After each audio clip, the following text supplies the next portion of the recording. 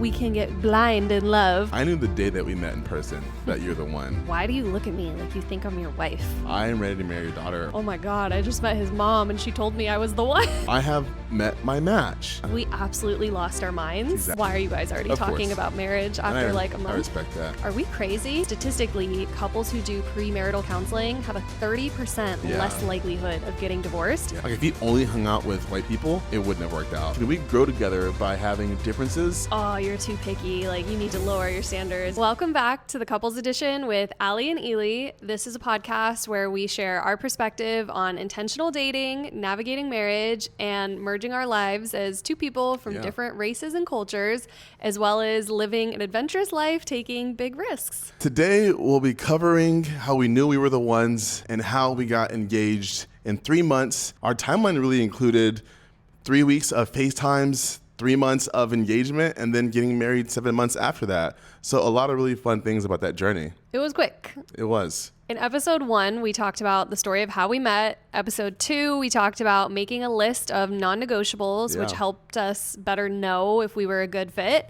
And today, we're really going to deep dive into how did we feel confident that we were the ones? Make sure to DM us or leave a comment about what stage in your relationship you're in, how fast you guys are going, how slow you're going. We're always curious to find out at what speed everyone's running at. For us, it was 7 months and then we got married. Yeah, and we also want to know if there's any other questions that we should answer in next week's episode. Be sure to DM or comment them below.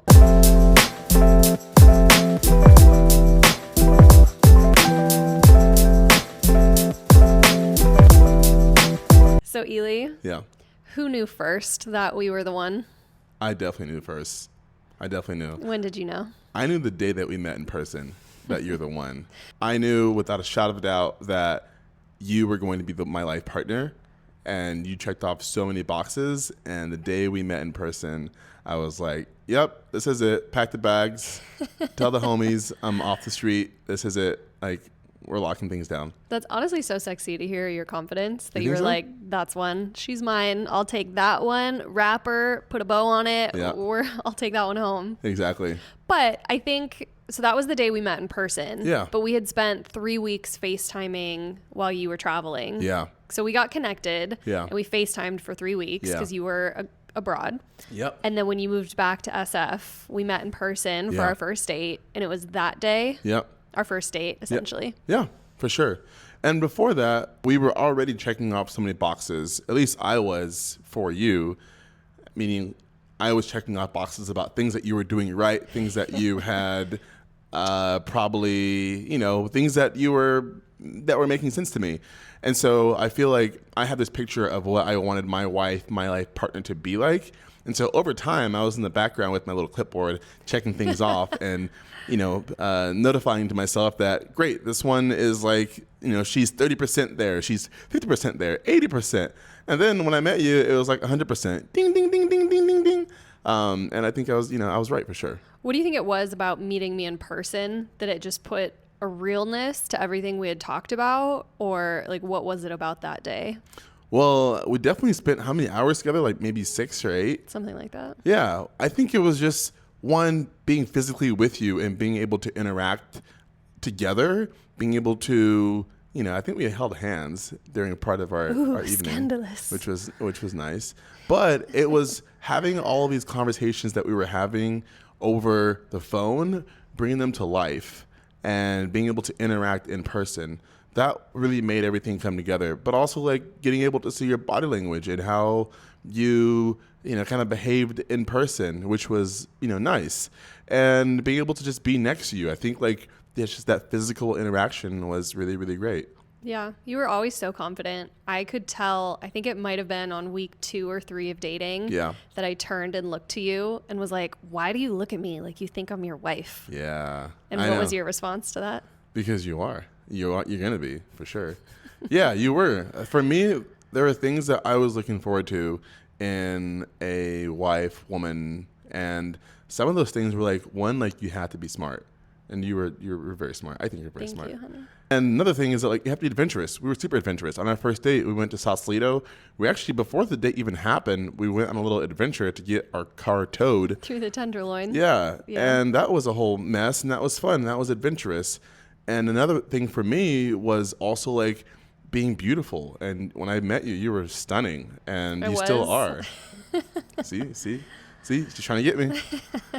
Yeah. And so for me, it was like, wow, you are crossing all these boxes and you are checking all of them. And this is incredible. Why would I wait, or why would I take any longer to consider?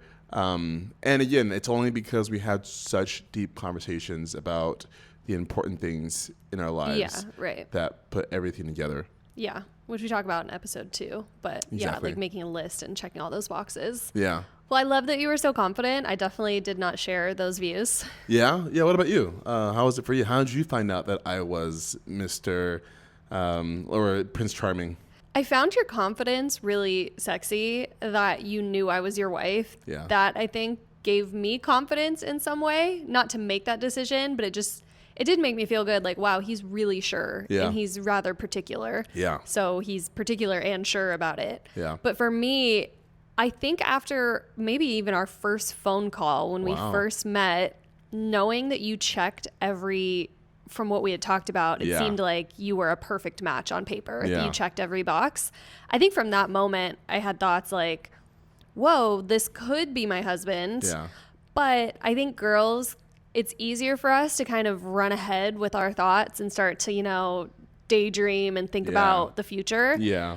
I wanted to be really mindful of that. Yeah. So I didn't want to give in to that at all and start to wonder, like, what if we were, and all the things. Yeah. And I just had this motto come over me of one day at a time. Yeah. And I think I said it to you repeatedly whenever you would be too confident about our future or start planning things. I just kept saying, like, one day at a time. Yeah.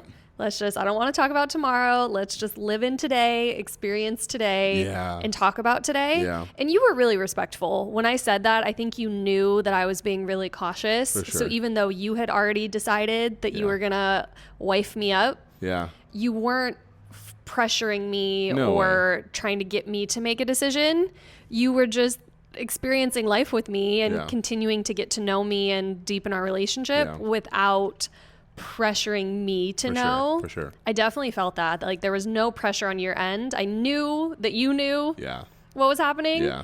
But that you also knew that I wasn't there. Right. And I just wanted that I loved where we were, but it was just today. Yeah, I remember telling you that I like you, I want to be with you, but I will move as slow as you want to move and as fast as we're ready to move. Yeah. Keyword, ready to move. Yeah, which even though I didn't know as soon as you did, I did know very quickly. Really? I went back to my photos before recording this just so I could look at the exact month to see the timeline, because it was actually faster than I thought it was. Wow. I thought it was around month 2 or 3 that I knew. Yeah. It was actually about 6 weeks. Whoa, seriously? So about 6 weeks after we started dating, I went on a girls' weekend trip to Utah. Yeah. And while we were there out in nature, just having time with the girls, I remember waking up one morning and it was almost like the clouds had parted. Yeah. And I just had so much peace. That's crazy. That you were my husband. Yeah.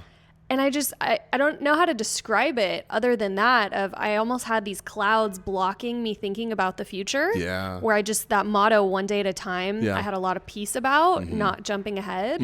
But then once the clouds parted, I had so much peace that you were the option and there was no other option. Like that we were, quote unquote, this is a whole other discussion, but made for each other. Yeah. I felt like we were each other's people. Yeah. And that it is what it is.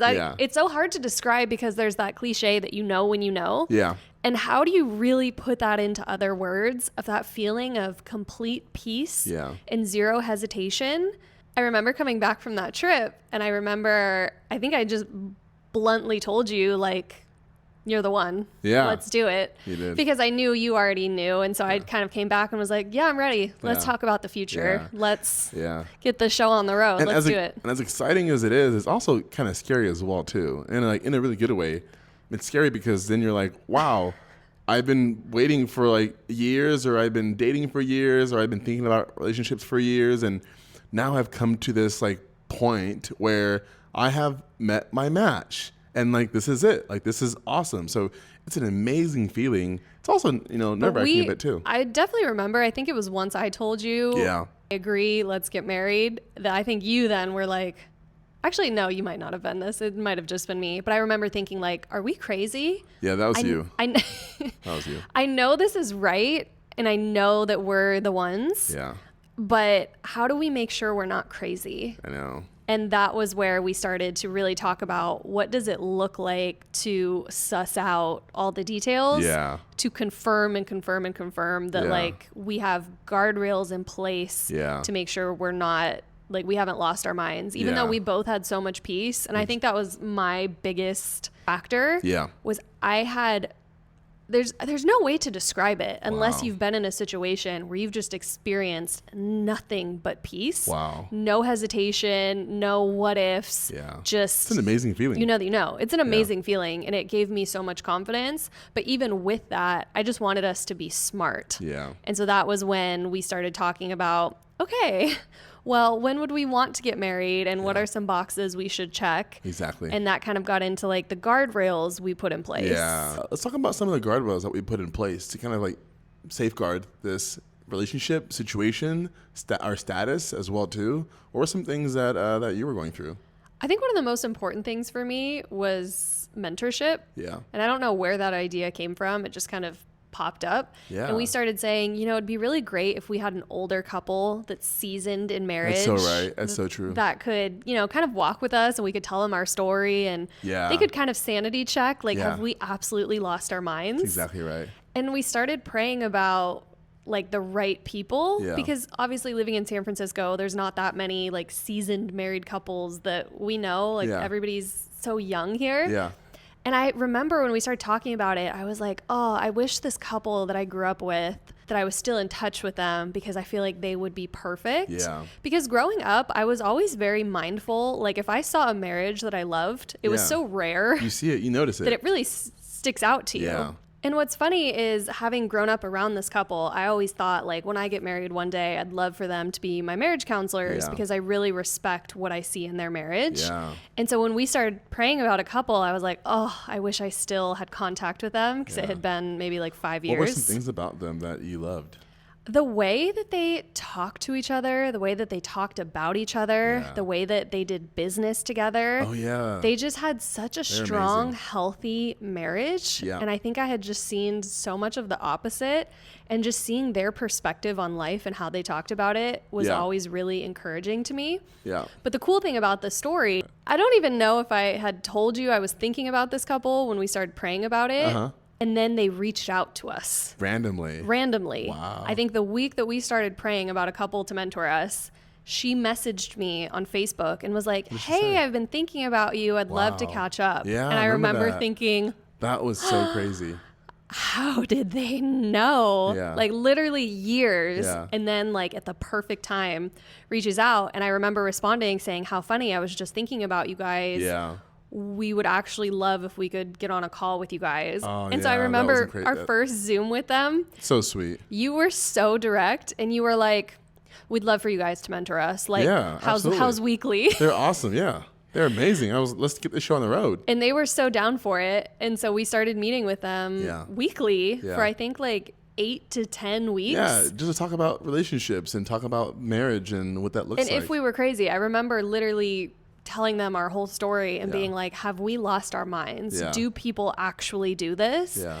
And they actually were so supportive and were like, you wouldn't believe the amount of couples we've counseled that got married really quickly and have now been married like 20 plus years. Yeah. And then they kind of walked us through all the different things. And we started pre-marital counseling before we were even engaged. Super valuable. They sent us these books that we should pull up at some point in this chat. They sent us these books to start like going through different important topics that you should talk about before getting married. Yeah, I feel like those books were incredible because they opened up a lot of really deep conversations that I think helped us understand who we might be in marriage. I mean, we talked about like all the different views on money, all the different views on SEX. Yes. Well, I'm not sure if YouTube allows you to say stuff like that. We talked about like family, starting a family, our internal families, friendships, faith, expectations, all these different things. And it was just amazing. And all these books had these like deep dive questions about all these topics. Yeah, it was one book. It was one book. So the good thing about that was it allowed us to like get into these topics in a very, very deep and mature way without having to think about them ourselves. Yeah. Right. And like some people might say, oh, that's boring. Like you can't just like think about like really unique topics. And like no one can think about all the different possible ways that couples, married couples, engaged couples should talk about things, right? That's why it's nice to like have some kind of guide, some kind of like something to help. So that was really helpful. Because we don't know some of the roadblocks to look out for. Like I remember in the chapter on family expectations, one of the questions was like, in your household growing up, who took the trash out? Yeah. And then it was like, who do you expect to take the trash out in your marriage? Those are just things you don't think about in dating that,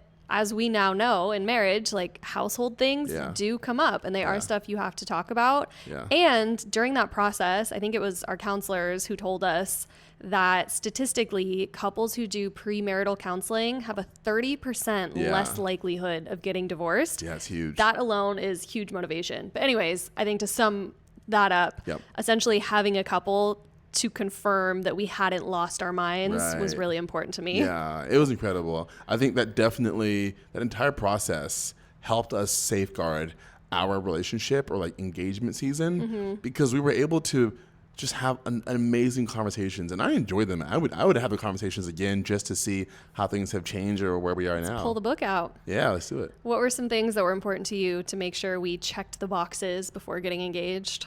I love that question because for me, a lot of it came down to, are you actually able to think about life in the way that I think about them? But if you don't, are you able to grow with me? Are you able to exchange ideas? I think that was really big for me, is figuring out, hey, we might not be the exact same person, which would be weird if you married someone like that, but just this idea around growth.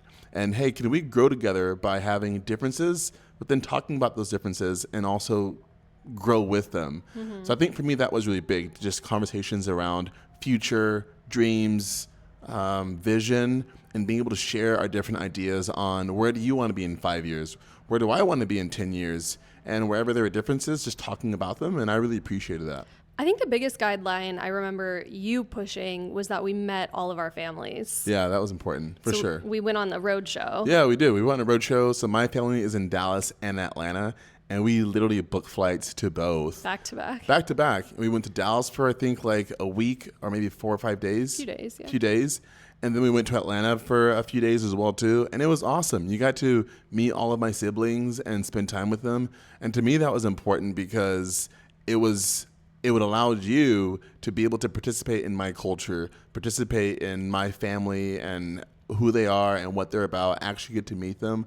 I think that was super important. I mean, some people have gotten married without their families meeting their spouse. I get it. But for me, that was super important, is making sure that my family could put a face to a name. But more than that, put a personality to a name, put a behavior to a name, just put more life and soul into Allison versus just, this girl from San Francisco that swept me off my feet. I didn't just meet your siblings, though. I met somebody else that was really important, and they gave you the green light for me on day one. Yeah, that was my mom. She was stoked when she met you. She was super happy. I think like within the first 5-10 minutes, her soul like accepted you. I forgot what she said. She said something like in that moment within like the first 30 minutes. You're the one. You're it. I think she called me the one and then started calling me her daughter from there on out. She's so sweet. And I remember leaving that day and like texting one of my friends like, oh my God, I just met his mom and she told me I was the one. Yeah, she loves you so much. That was wild. You really, I think your personality and your mannerism and just who you are and your spirit and your soul, I think she is a really great judge of character, and I think she saw all of that and was like, yep, this is it. Just as much as I think I was when I first met you, right? Yeah. It's funny, my mom and I both, when we met you physically, was when we were like, yep, this is it. Green light. Green light. Yeah. And then maybe a week later or so, we went and met my family. Yeah. Actually, I think it was after a week of dating. My sister had randomly come through San Francisco. Oh, yeah. And so you met her first. I love that. And then we traveled up to meet like my parents and my siblings all together. Yeah. And when my brother-in-law, when he met you, I remember we all went to like coffee together or something, and he started tearing up. Aww. Because he was so emotional about like his baby sister finding this perfect man. Because my brother-in-law, we've always been really close, but he always knew how picky I was. Yeah. And he would say things like, oh, you're too picky. Like, you need to lower your standards. Exactly. You're never going to find somebody who XYZ. And then he met you and he was like, oh my God. Yeah. He's real. He I'm exists. him. Somebody that can take her and deal with her. I know. So we met my family, and I think that weekend, I remember having a bonfire in the backyard, and we're all sitting around the fire, and I remember you looking at my parents, and you being so blunt. I think you said, I have every intention of marrying your daughter, and I remember looking at you like... I was like... mic drop. I know. I think like my exact words were, I have every intention of marrying your daughter. Are there any objections? Yeah. It was the whole, does anyone object? It was my parents, my sister, and her husband. And I just remember everybody got dead silent. Like, holy crap, did he just say that? It was blunt. Yeah. I think we all were taken aback, even though we're usually pretty blunt. I think we were all very surprised at your directness. Yeah. And then I think they literally went in a circle saying, like, you seem like a great guy. You know, we are a little concerned with like how fast things are going and why. I'm moving fast, baby. You got to get on this train. It's leaving. So I think everybody liked you, but it was like, why are you guys already talking about marriage after like a month? I respect that. And I think it was fair for me to articulate that directly. So no one thought that I was kind of like messing around, visiting this girl and her family, but I might be gone next month. Yeah. So I want to be super direct just to make things super clear. Yeah, I think you made your intentions very clear, both with me on the first day we met and then the first day you met my family. Yeah, it makes things way easy. Right? It's much easier whenever you can just speak the truth, like how you feel. And which is why I personally believe like until you are like ready to be with someone for a while, there are certain things that you should probably try not to say. And for me, I knew, so I said those things like, hey, I'm ready to marry your daughter, or I'm going to marry your daughter, your sister, you know, whatever. And so, yeah. You knew, and you were taking all the steps to lock me down. Exactly. What were some things about our engagement process for you that were some highlights? We definitely talked about getting engaged, I think, before we had seen any of our families. Because I remember being on the flight to either Dallas or Atlanta, and we started talking about rings. We started talking about wedding budget. I think we started talking about timeline. Because even when we met your family, I think we had already told them, like, hey, we're planning on getting engaged. Because they started asking us, like, when would a wedding be? And I think for you and I, we knew we wanted to get married that same year. So we started dating in January, and we knew we didn't want to wait, like, beyond the current year to get married, and we didn't want to get married during the holidays. No way. So we were like, okay, the latest we could have a wedding is like early November. You need at least 6 months to plan, which means you need to get engaged around April. Exactly. And so we kind of, I think, worked backwards around we planned getting it out. Engaged. And we kind of knew when things were going to happen in a way. And I think for me, it was like, if you have the resources to get engaged and to get married, and you have the time, like you don't have any big things coming up, then like, I don't know, for me, it's like, why wait? But I get that people do wait. My personal experience, it's just do it. Yeah. I think once you know, my thought was, I just want to start our lives together. Like once you have that piece that this is the one, why wait to fully live as one unit married? Why not just start that life, merge everything and like just get the show on the road kind of? And so, I think we were both ready. And then it was just a matter of like logistics, like ring shopping. And ring shopping. Man, that was an interesting piece of our life or segment of our engagement. The best part about it was being able to like buy you this gift and get you this gift that is like symbolic. That was beautiful. And I really, really enjoyed that. I think that was awesome. The not so good part about getting engaged or looking for a ring was accepting this like social construct around rings and what they mean in society, and even like the price point that a lot of rings kind of, you know, sit at for engagement. That wasn't so fun, and we obviously had a lot of discussions and arguments around that. But that was a big part of our engagement season, is like getting through the ring buying process and that helping us grow in other ways. I don't think it was that long. I think we fought about it for like a couple days. It wasn't long, but it was important.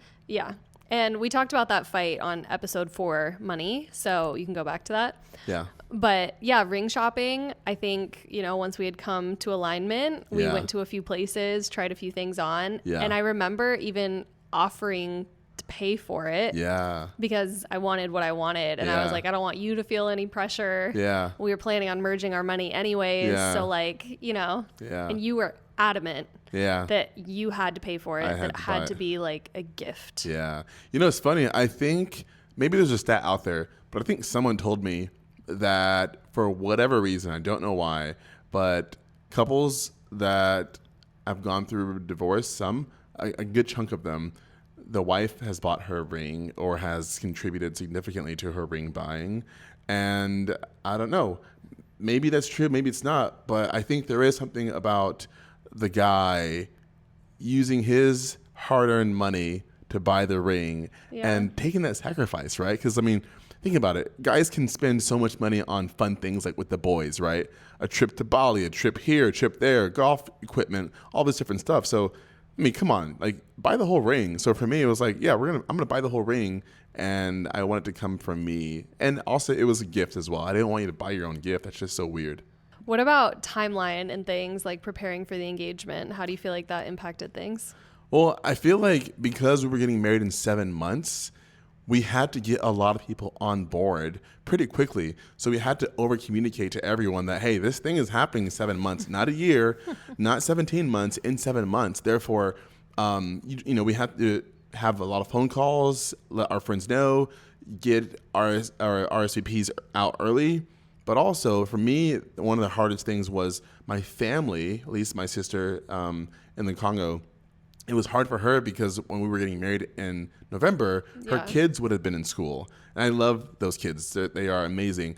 Therefore, they couldn't have came to the wedding. I think that was the only downside of getting married so quickly is that timeline disrupted, some of the individuals, my nieces and nephews, that I would have really wanted to have come. But for us, we wanted to do it at that time. Yeah, because I remember that sister was saying well, you guys should just get married in July. And we were like, that's 2 months away. Are you crazy? That would be so stressful. Yeah. So we had to make some trade-offs based on timelines because we did do it so quickly. Yeah. I remember the week after we got engaged, I had to go wedding dress shopping. Yeah. There was no downtime because the wedding was going to be 6 months away and we had to find a venue, and there was just so much to do so quickly.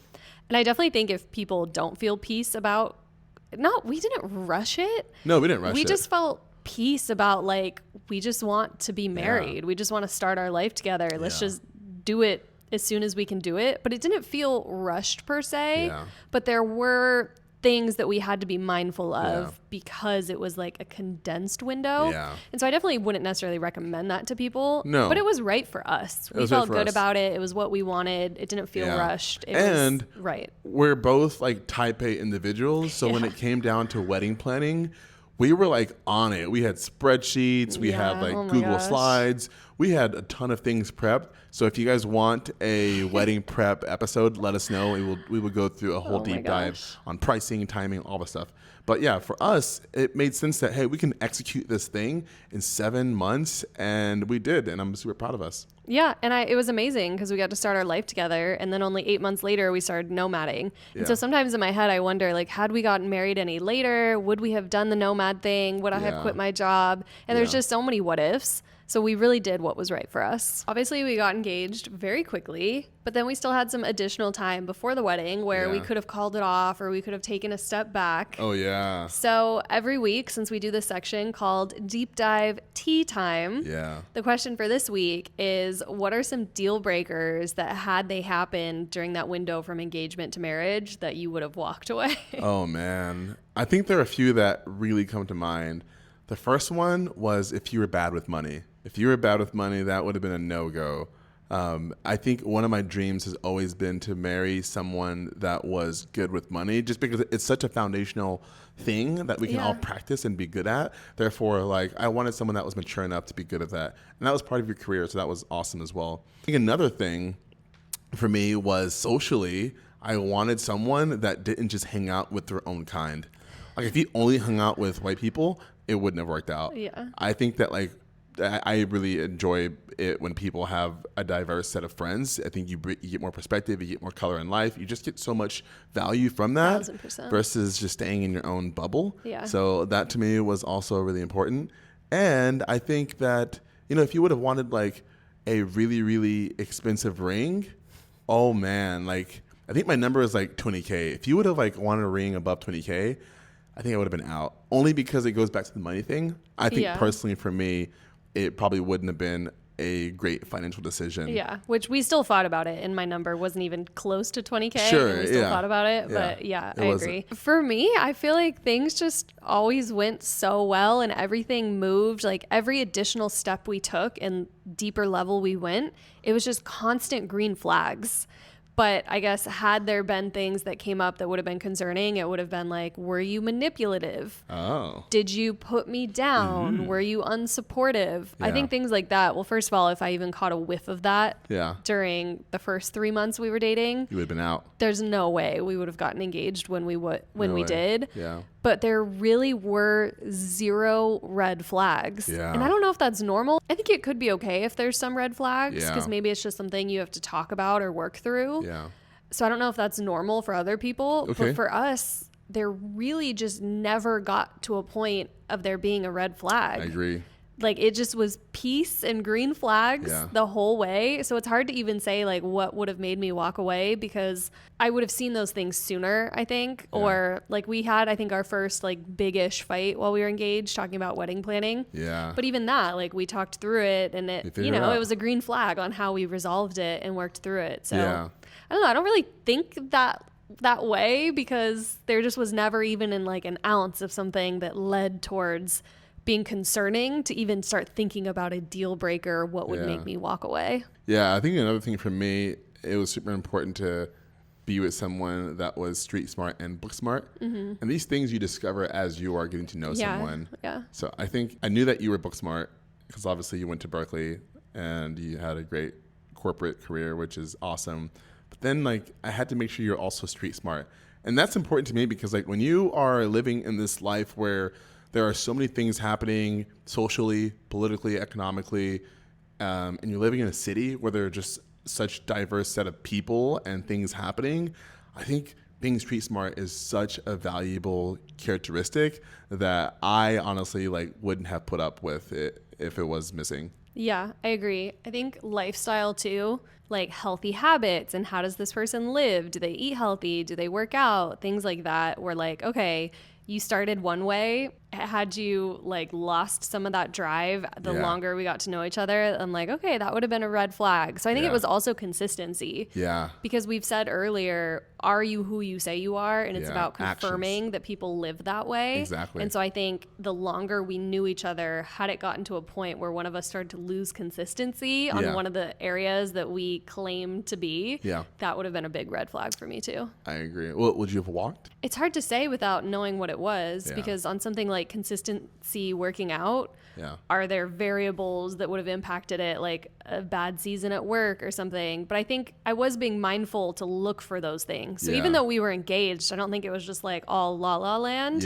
We were still like not interviewing, but we were still being mindful of studying the other person and seeing how they live life. Absolutely. I totally agree. What's some advice that you would give to people right now who are going through a faster pace relationship? First of all, I think a fast-paced relationship is definitely not normal. And so if you are experiencing a fast-paced relationship, you should be very intentional about kind of like we talked about putting some guardrails in place. And I think one of those is making sure you're not hanging out in a silo, just you two. You need to make sure you're hanging out in groups with friends, with family, and surrounding yourself with not only people so you can see how your partner's interacting with people, but also so you can get feedback from people you're close with that love you to see how that person, like what energy they're getting, you know, because oftentimes we can get blind in love. So it's so important for people that we trust and that we're close to kind of be a second opinion and see what our dynamic is together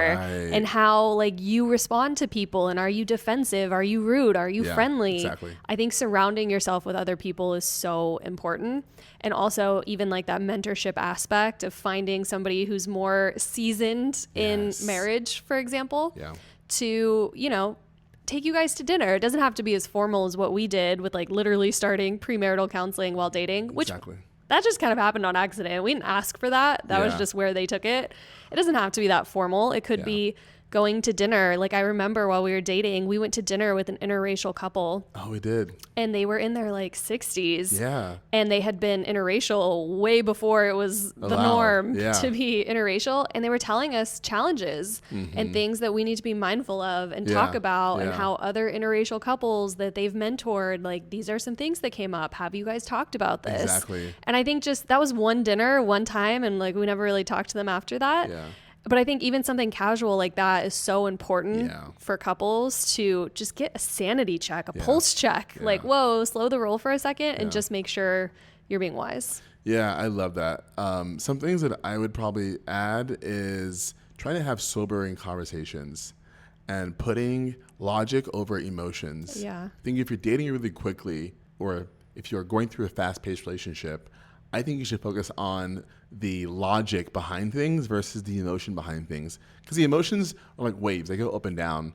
But the logic is typically somewhat foundationally there and stable. So making sure that like, hey, this person aligns with your goals and your needs and your vision, so on and so forth. Like make sure that that actually makes sense. It's very strange when people are dating super fast, but they have completely different visions and they're just like in love.